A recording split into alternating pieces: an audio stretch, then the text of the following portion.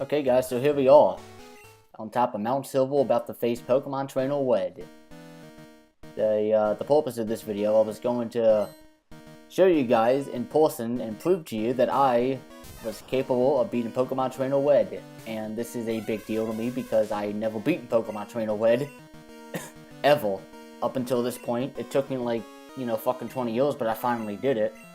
So here we are, I wanted to show you guys that I could do it. I start things off leading with my Hypno, who I nicknamed Houdini. Yeah, I'm one of those idiots that likes to nickname the Pokemon. My first strategy is to get rid of Red's full restores, and to do that, I put his Pikachu to sleep a couple of times, and he only has 2 full restores. So once you put him to sleep twice and he uses both, I try to put him to sleep a third time, setting things up for Hercules. And one of the things I like to do with Hercules is put Pokemon to sleep, and then just go to town with his Fury Cuddle technique, which is one of the best moves in the game if you know how to use it correctly. I typically like to set things up for Hercules, my Heracross, by putting the Pokemon to sleep with my Houdini, and then once they're asleep, you get to use the Fury Cuddle, and the more you use it, the stronger it gets. And because the Pokemon is sleeping and attack you, well, you can see how this is kind of an advantage. Pikachu, believe it or not, is actually, I think he's actually Red's weakest Pokemon, which is funny to think about because he's actually the highest level, but because he's not evolved, he doesn't really have any of the beneficial, stats you would get if he had evolved his Pokemon to Raichu, which is what, a normal Pokemon trainer in this universe would have done, but, whatever. So then I get lucky and he sends out Venusaur, and rather than Body Slam me, which would have made my life hell, he decides to charge up a Solar Beam, which is great for me because that takes 2 attacks, 2 turns rather, and then I can just, spam Fury Cuddle, and I get an easy knockout, which, again, that could have gone wrong on so many different levels. He could have sent out Charizard and, hit me with Flamethrower, which is what any, idiot would have done, except for him. So I got a little lucky there, and as you can see here, he does eventually realize he needs to send out his fucking Charizard, because that's what he should have done from the start. And I counter by sending out my starter Pokemon, who I nicknamed after the crocodile hunter, Steve Irwin. Yes, you can laugh if you want, but I sent out fucking, for Alligator. And I got the type advantage, so his Flamethrower does not 2-hit KO me, as you can see here. And because he doesn't 2-hit KO me, I get an extra turn. And because Surf, as you're going to see, 2-hits him, I get to knock his Charizard out of the match before he knocks me out of the match, because, it takes me 2 hits to knock him out, whereas Charizard, it would take him 3 hits to knock me out. So, once again, I get a little lucky there. If my Pokemon was any weaker than level 50, he could have 2-hit me, and that would have been all she wrote. Or Alligator would have been killed, and, well, I probably would have lost. To be honest with you guys, it took me probably 4 or 5 tries to get this video made. Just because a lot of my strategy involves luck, and sometimes I just don't get any, and that does not help my cause at all. I get some bad luck here with this Espeon fight. I counter with my Hypno, who has Shadow Ball, but rather than use it right away, I try to put him to sleep because for some reason, I don't know if Espeon's got high special defense or what, or maybe if my Pokemon's just too weak, but I can't ever really seem to do any real damage using Shadow Ball, at least not enough to risk not putting him to sleep. So I try to put him to sleep first and heal up, and as you can see here, I'm not getting lucky with these attacks. I'm just missing. Hypnosis is just such a crapshoot trying to put Pokemon to sleep.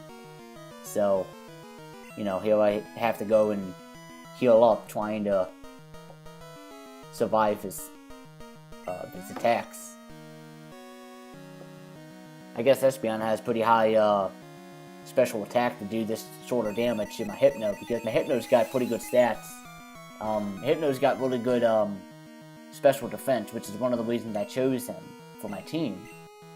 And so, you know, as opposed to like Gengar or something, who's got really high special attack but low special defense, you know, I'm all about defense. And I mean, because of the reason I'm so into defense, I can withstand these attacks and, you know, set things up for my strategy. So I finally succeed in putting the bastard to sleep, because that took 10,000 years. I finally get the heal up, and now I can finally go to work with my fucking Shadow Ball and knock out Espeon, which was a little harder than I thought it would be. But I do eventually succeed, and as you can see, I don't even 2-hit him. And now that I think about it, I'm pretty sure it's not even a 3-hit KO. It takes me 4 hits, I think, to knock this guy out, which is why I wanted to put him to sleep, because he probably would have killed me in 4 hits, or maybe 3, and then I would have lost Hypno, and then that would have been the end of the match. Oh yeah, look at that, I do kill him. In, what was that, 3 hits, or was it 4 hits? I think it might have been 3 hits. And then the icing on the cake is that my Houdini elevates to level 50. And then we get the Snorlax, and Snorlax is his most difficult Pokemon. I've never had a good battle against Snorlax. Like, I've beaten Pokemon Trainer Red before I made this video. Once before, I wanted to make this video to show you guys that I could do it, and to show myself that I could do it, because I don't want to forget. And I remember both times having trouble with Snorlax, just because Snorlax has so much fucking HP that he compensates for his defense just because he's got so much fucking health. You can see how slow that health bar goes down. I try to hit him with the Reversal, which is a specialty move of Heracross. The less HP he has, the more damage it does, and I was less than half health, and I still couldn't do jack shit to him, which sort of pissed me off, because then that threw me for a loop, and I kind of get stuck here thinking, okay, well, what am I going to do now? I don't know how to take on Snorlax. I don't have anything powerful enough. So I have to choose the strongest Pokemon I got, because he's already asleep. And so I choose my Arcanine to go out there with this fucking flamethrower. To be honest with you, when I sent Arcanine out there, I wasn't too sure of how much damage I would do. I didn't think I was going to do that much at all, which I didn't. But as you can see here, everything works out for itself. Snorlax has that stupid ass fucking Snore attack, which does not make life easy for me or my Pokemon. But using my flamethrower, I'm able to do quite a bit of damage to him. At least a lot more than I thought, because I got lucky with a critical hit there.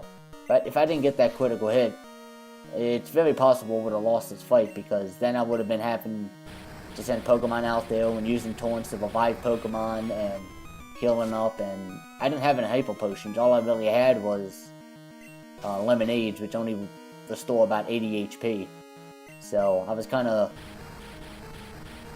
in a tight spot.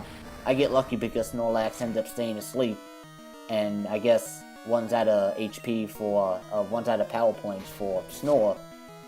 So, you know, he body slams me, knocks me out, but the fight is already won because he's down so low in HP.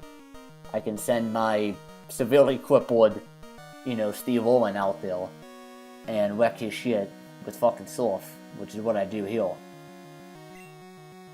I was debating there for a second on sending somebody else out, but I figured, you know what, I might as well use my strongest Pokemon and use his strongest attack.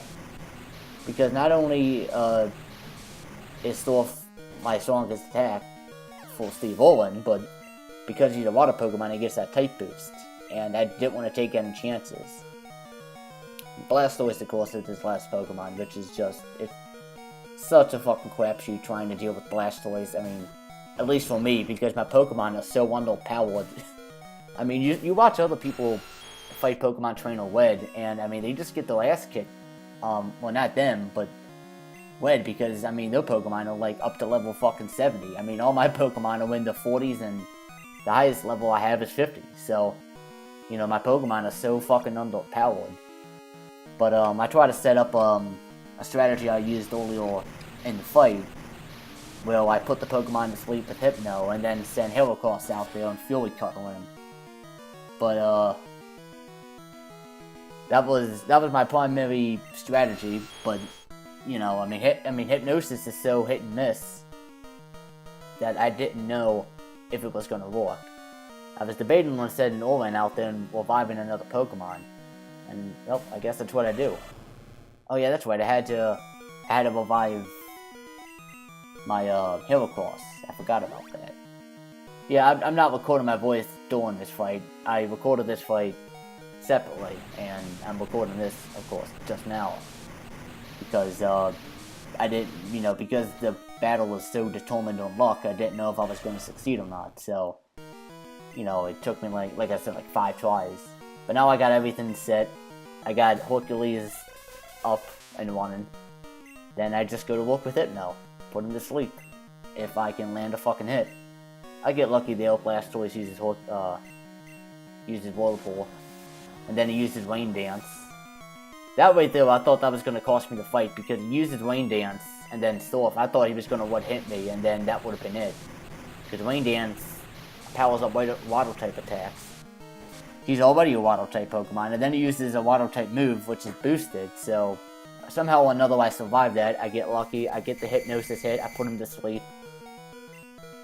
And then I send Hercules out there. I didn't bother giving Hercules full health because I knew he probably would be killed in one hit. So I didn't want to waste that turn and try to heal him, send him out there thinking, okay, well, maybe I'll get 2 shots in, when I know deep down he's just going to die in one hit. So, you know, I didn't want to send my Wigglytuff out there. You probably saw Wigglytuff. I named it Cookie just because, you know. Don't judge me on the names I give my Pokemon, okay? The funny thing is that I didn't even need to use Wigglytuff for this fight. All I really needed was 5 Pokemon. And had this strategy failed, I might have gone out there with Wigglytuff and tried a Thunder Punch. And that was my game plan in case Blastoise woke up and knocked me out. And that didn't happen, of course, and I got lucky, got the hit, and the Fury Cuddle was powerful enough to knock him out, and that's how I defeated Pokemon Trainer Red. With mid-40 Pokemon. Fucking A, it took me 20 years, but I finally did it. And he runs away like a little bitch. Game over.